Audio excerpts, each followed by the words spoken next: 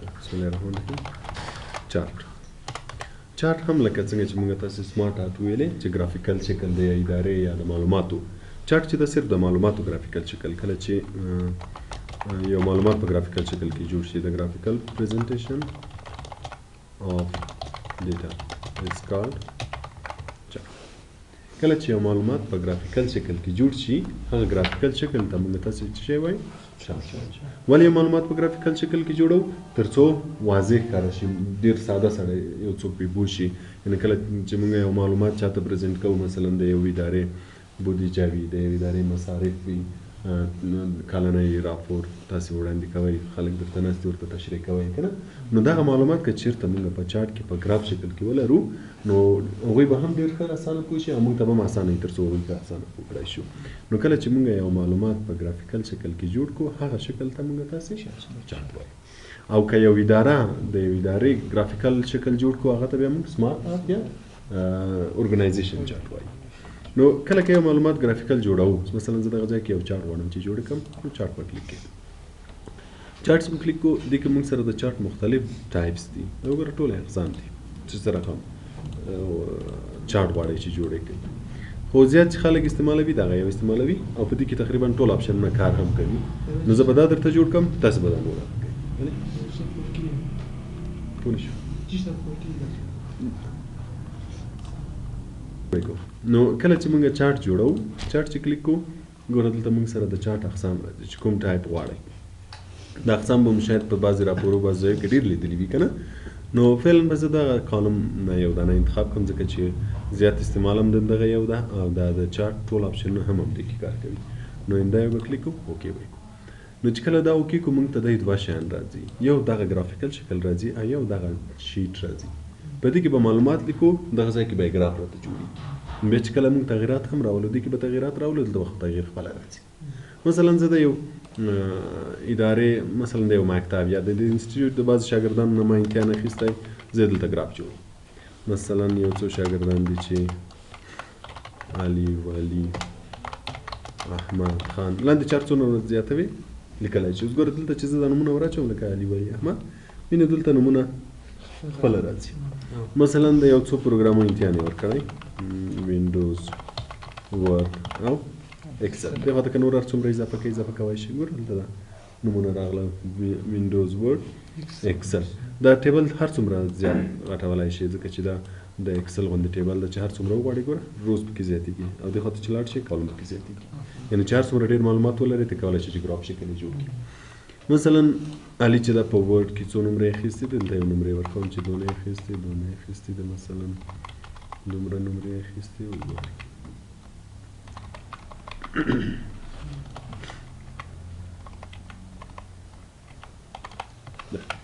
اوس ګوره دلته چې ما نمرې ولیکلې ګرافونه دلته خپله جوړ شو د کاته او پورته شو. اوس که دا بیخي کلوز هم کړم اوس ګوره ګراف ته به راشو. دلته موږ تاسې دوه شیان لرو یو دغه دی چې د شاګردانو نومونه پکې لیکلي دي او یو دغه دی چې د پروګرامونو نومونه پکې لیکلي دي. اوس ګوره درې پروګرامه لرو هر پروګرام ځان ته یو رنګ لري د وینډوز رنګ شین ده د ورډ رنګ اورنج ده که نه او د دې چې د ګرې ده. اوس هر شاګرد که وګورو همدا درې رنګونه لري وینې دا چې په دې کې دا شین رنګ مثلا د علي شین رنګ یې د کوم پروګرام ده د وینډوز یعنې دا یې د وینډوز نوم دی او سورې د ورډ او ګرې د اکسل. نو علي په کوم پروګرام کې زیاتې نمرې اخیستې دي په کوم پروګرام کې ګوره څومره ساده ښکاري. که چېرته دغه موږ تاسې لکه مخکې چې ټیبل و که نه که چېرته داسې وي یو ډېر یو غټ ټیبل وي په دې کې ته معلوموې چې کوم شاګرد په کوم پروګرام کې زیاتې نمرې اخیستې او کوم شاګرد په کوم پروګرام کې کمې نمرې. نو که چېرې په عاداتو کې وي ته مجبور یې دقیق هر یو وګورې تر څو ته معلوم شي چې کوم یو زیات اخیستې کوم یو کم. مګر وګوره ګراف کې ډېر ساده ښکاري چې علي چې ده په اکسل پروګرام کې زیاتې نمرې اخیستې ولی په کوم پروګرام کې زیاتې نمرې اخیستې وینډوز کې شین وینډوز ده او احمد په کوم پروګرام کې دم په اکسل کې خان وینډوز. یو معلومات چې په ګرافیکل شکل جوړ شي نو موږ به هم ډېر اسانه پرې پوهېږو او بل به هم به اسانه پوه کولی شو. دغه شکل ته چې ده چارټ ویل کېږي د معلوماتو ګرافیکل شکل جوړولو ته پوه شوې پې سوال لرئ یا کله چې موږ تاسې چارټ جوړ کړو او چارټ سلیکټ وي نو دلته بیا د لپاره یو منیو راځي د ډیزاین په نوم باندې او که چارټ نه وي سلیکټ بیا نه راځي. نو چې کله بیا چارټ سلیکټ کړو چارټ منیو ډیزاین منیو به بیا را پیدا شي. ډیزاین مینیو د چارت د ډیزاین لپاره د غواړي چې بعضی تغیرات پکې راولي نو بیا به ډیزاین مینیو استفاده کوو. اوس چارت ما سلیکټ کړی په دې کې اول چارت اډ چارت الیمنټس دي. که غواړي چې بعضی الیمنټس اډ کې اډ معنا اضافه یې کې نو کله چې دا کلیک کو دی کې ګوره د چارت الیمنټس دي د کوم شیان چې د چارت لپاره غواړي ورو اضافه یې کې یا یې کم کې. اوس په دې کې موږ تاسو اول ایکس لرو. ایکس دغه اعدادو ته وایي چې دغه پورشن دغه برخې ته وایي چې دا راشي که رانه شي. که یې زده کوئ هم یې زده کولی شئ که یې راولئ هم بعضې څوک مثلا وایم چې را دې نه شي زده کولی هم شئ دغه عدد دا نمرې دي. اوس ګوره مثلا علي چې دا وینډوز کې څو نمرې اخیستې ګوره له شپېته نه ټیټې دي له څلوېښتو ته جګې دي په دې ځای کې دي او د ورډ چې دا له شپېتو نه جګې دي له اتیو نه ټیټې دي. مثلا د اکسل چې دا ګوره اتیا نه ټیټې او شپېتو نه پورته یعنې اندازه یې د نمرو درته کوي. نو که چېرته ایسته کوو ایسته کولی شو که یې راولو راوستلی شو. که غواړئ چې عنوان هم ورسره اضافه کړي عنوان هم ورسره اضافه کولی شي. ګوره که چېرته موږ دلته پرایمري هورزنټل کلیک کوو دلته یو عنوان اضافه کېږي ایکس ټایټل په نوم چې دا بیا موږ کولی شو چې بدل کړو. اوس مثلا زه دا کلیک کوم ګوره دا اوس مثلا زه دلته ورسره ولیکم چې سټوډنټ نیم یا مثلا پروګرام هر څه چې ورسره ولیکم. که غواړئ چې یو عنوان اضافه شي نو دا دلته که پرایمري کلیک کې دلته به که چېرته پرایمري کلیک کې هلته به عنوان راشي که دا کلیک کې ګوره دلته به ورسره عنوان را اضافه شي. نو بیا که کلیک کو دا عنوان غواړئ چې بدله کړي اوس مثلا زه دلته ورسره مارکس ولیکم تر څو څوک ښه پوه شي چې دغه مارکس دی یا پرسنټیج ده یا ایوریج هر شی چې ولیکئ. نو که چېرته عناوین ورسره اضافه کول ډیزاین اضافه کولی شي. بل د چارت ټایټل که غواړئ چې دا د چارت عنوان ګوره د چارت ټایټل لیکلی که غواړئ چې دا که یې بیخي نن کې ایسته کېږي که یې کلیک کې راځي دې کې لږ منځ ته راځي دا چارت به لږ ورچک شي وي. نو که زه هم همدا ځای کې سیوي که غواړئ چې چینج یې کړي دلته چینجولی هم شي. مثلا زه ورباندې لیکم چې سټوډنټ ریزلټ تر څو یو څوک په اسانۍ سره پوه شي چې دغه چارت د څه په هکله ده. چارت د څه په هکله ده سټوډنټ ریزلټ دغه ځای کې وینې سټوډنټ نیم لیکلي دي دغه ځای کې مارکس یا پرسنټیج ده او دا د پروګرام نومونه شو. نو بیا که غواړئ چې ټایټل ترې ایسته کړئ نه که ټایټل به ایسته شي کوي. بل ډیټا لیبلز دي. ډیټا لیبل ګوره موږ تاسې دلته نمرې لرو که نه د علي چې دا وینې له څلوېښتو نه جګ دي له شپېتو نه کمې دي. څو دي دقیق هغه نو چې کرسر ورباندې کېږدی شاید راته وښیي چې دقیق څو دي. ګوره دقیق څو دي 55 دي. خو که ته غواړې چې په همدو کې ښکاره شي دلته منځ کې ورسره ولیکل شي نو بیا ډیټا لیبلز. که چېرته سینټر کو منځ کې ورسره لیکل کېږي ګوره 55 شپږ شپېته اووه اویا. دا مختلف ځایونه دي چې په کوم ځایو کې یې غواړي وینې دا. او که بیخي نه غواړې بیا زه به یې کلیک کوم سینټر کې سینټر ته راشي او که نن کې بیخي به ایسته شي. دا ډیټا لیبل شو. بل د ډیټا ټیبل هغه ټیبل چې موږ کې اول وار چې موږ تاسې جوړ کړو چې دلته یې ګراف جوړ شو هغه ټیبل کم غواړي چې په چارت کې ښکاره شي نو دلته اوس ګوره فعلا نن ده دلته دوه اپشنه لرو یو ویت لیجنډ یو نو لیجنډ. که چېرې نو لیجنډ کو هم ټیبل ښکاره کېږي په دې هم ښکاره کېږي. صرف فرق به یې دا وي چې ویت لیجنډس کې به وینې دغه رنګونه ورسره اضافه وي. دا کوم رنګونه چې دلته دي دا رنګونه دلته اضافه وي. ګوره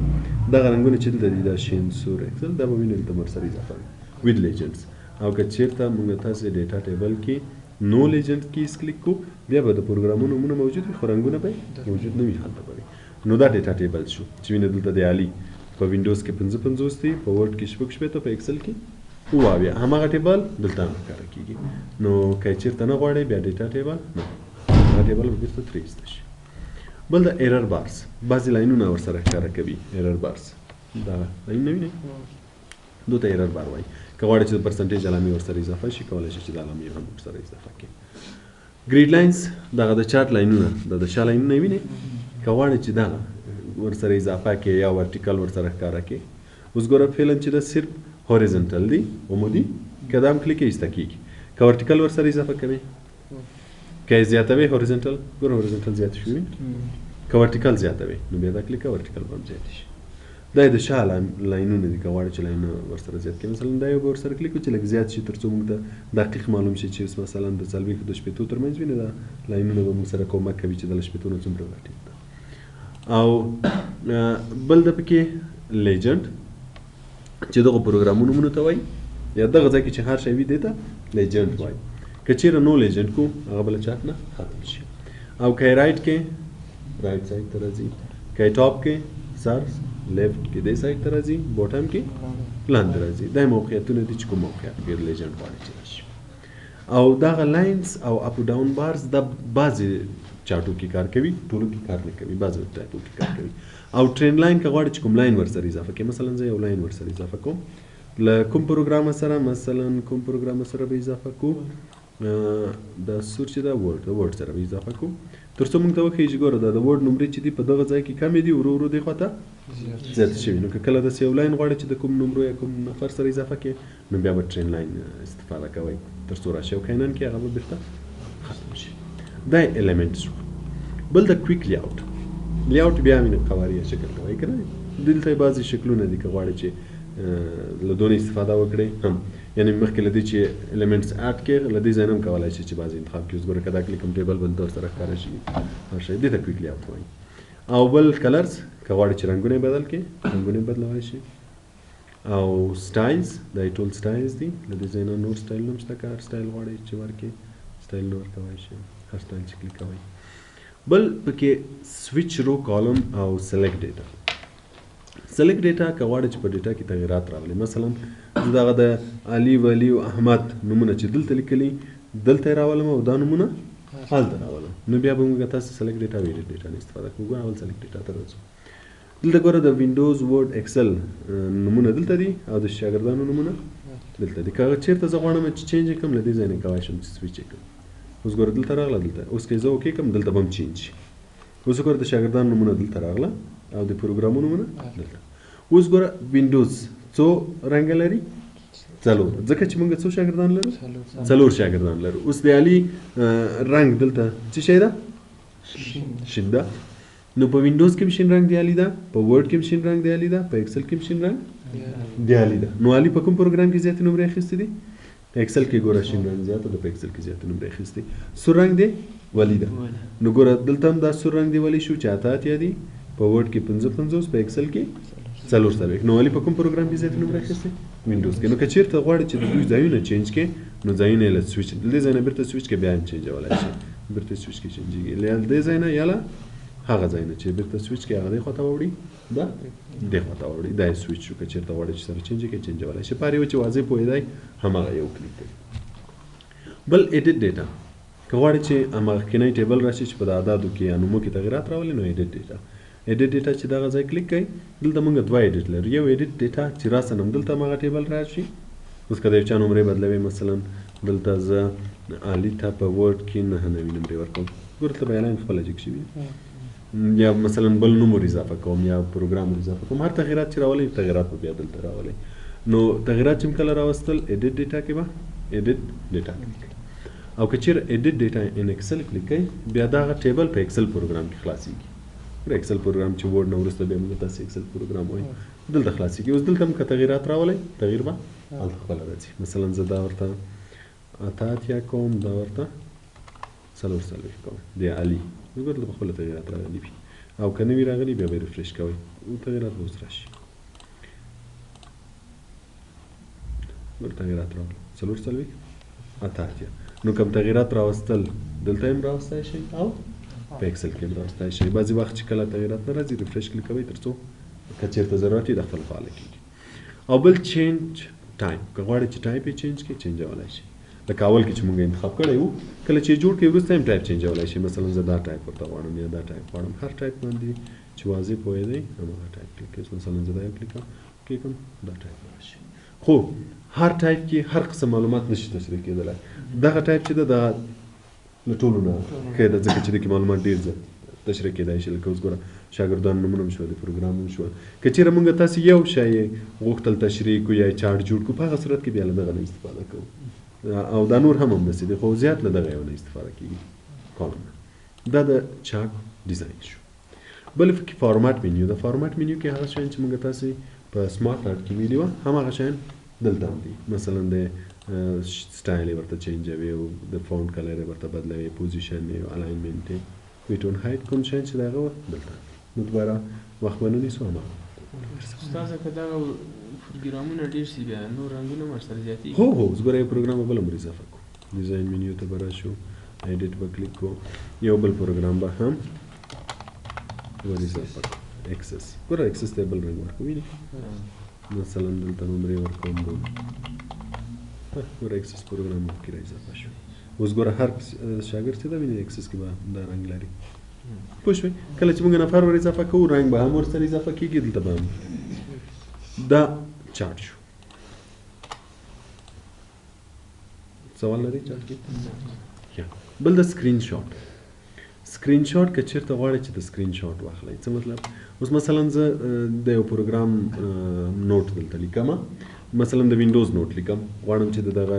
کمپیوټر یا د ریسایکل بین په هکله په ورډ کې دلته معلومات ولیکم